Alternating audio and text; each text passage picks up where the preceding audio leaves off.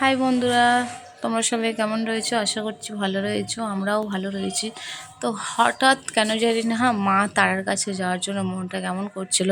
তো হঠাৎ আমরা সন্ধ্যের মধ্যে ফাইনালি করে ফেললাম যে আজকে আমরা তারাপীঠ উদ্দেশ্যের জন্য আজকে বেরোবো।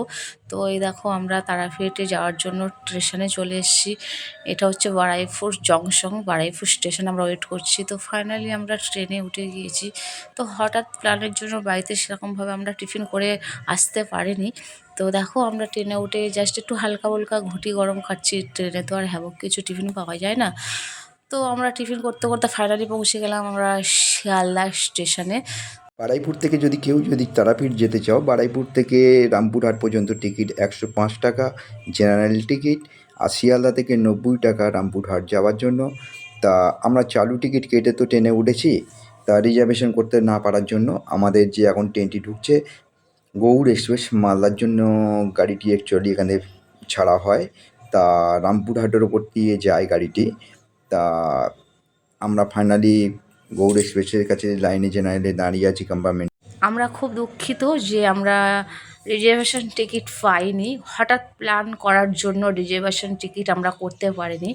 তো ফাইনালি আর কি করা যাবে, আমাদের তো মা ডাকছে তারাপীঠ, আমাদের যেতেই হবে মায়ের কাছে। কিন্তু আমরা ফাইনালি উঠে গেলাম ট্রেনের। দেখো জেনারেলের মধ্যে রিজার্ভেশন না করাও তো, কিন্তু জেনারেলের টিকিট কেটে আমরা ভালোভাবে সিট পেয়ে গেছি। দেখো আমার ভাইয়ের বউ আর ভাই বসে রয়েছে। এবারে দেখো আমার বন্ধু বসে আছে, এটা আমার মেজো ভাই, এটা আমার মা, এটা দেখো ওই বন্ধুর বইয়ের ছেলে এখানে বসে রয়েছে। তা আমরা এখন ফাইনালি খাওয়া শুরু করছি। রাত্রির 11টা বেজে গেছে। তারা সবাই বাচ্চারা অনেকক্ষণ ধরে ট্রেনে লাইন ছিলাম, তো 1 ঘন্টা আগে এসেছিলাম প্ল্যাটফর্মে। তা আমার বাবু খাচ্ছে দেখো ওপরে বসে সুন্দর করে। ওই যে তোমাদেরকে বললাম হঠাৎ প্ল্যানের জন্য আমরা বাড়ি থেকে কিছু খেয়ে আসতে পারিনি। হঠাৎ প্ল্যানের জন্য ভালো করে টিফিন করতে পারিনি। হঠাৎ প্ল্যানের জন্য তো আর কি করব, কি বানাবো, চটজলদি যেটাই হয় সেটাই বানিয়েছিলাম। পরোটা, রুটি, সবের তরকারি। যে পরোটা খেতে ভালোবাসে সে পরোটা খাবে, যে রুটি খেতে ভালোবাসে রুটি খাবে। মা আমাদের এতটাই রাখছে যে হঠাৎ করে প্ল্যান করে ফেললাম, হঠাৎ চল জলদির মধ্যে যেটাই হয় সেটাই বানিয়ে নিয়ে চলে এসেছি। তো দেখো আমরা খাওয়া দাওয়া করছি, মা এই সবাইকে খেতে দিচ্ছে। তো আমরা তারাপীঠে যাচ্ছি এক মায়ের কাছে, আর এখানে আর এক মা মানে আমার শাশুড়ি মা, উনি হচ্ছে পরিবেশন করছে। এই দেখো এটা আমার শাশুড়ি মা, ওনার মুখটা ক্লিনভাবে আপনাদেরকে দেখাতে পারলাম না। তো এই মাকে যেখানেই যাই আমরা সঙ্গে নিয়ে যাই, কেন এই মা ছাড়া আমরা একদম ভবিষ্যতে অন্ধকার। যেখানেই যাই মায়ের সাথ আমাদের সাথেই থাকে।